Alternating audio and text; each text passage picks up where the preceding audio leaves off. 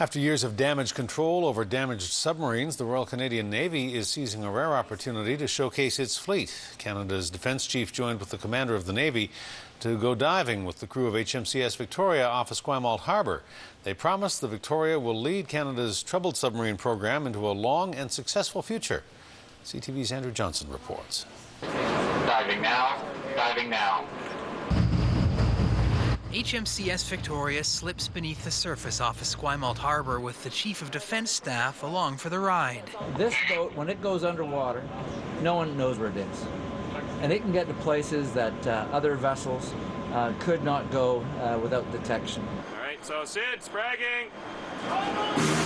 59 crew aboard Canada's only operational submarine are responding to mock emergencies while dived.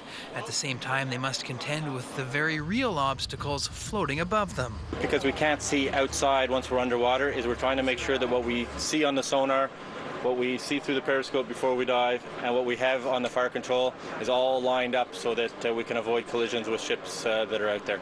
With Victoria only months from being weapons certified and HMCS Windsor and Chicoutimi expected to be in service next year, the Navy says its $1 billion submarine upgrade has reached the end of a long beginning.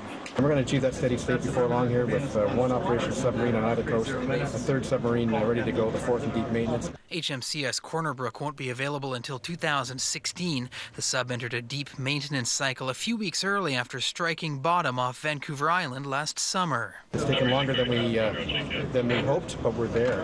We're there soon, and we're going to run that cycle. We're going to run this class right to end of life around 2030. Hi team, we're about 6 miles from Esquimalt Harbour, a couple miles away from our diving position. For the people who will be crammed inside, working 6 hours on, 6 hours off with no margin of error, high readiness can't come soon enough. It's been a long time coming.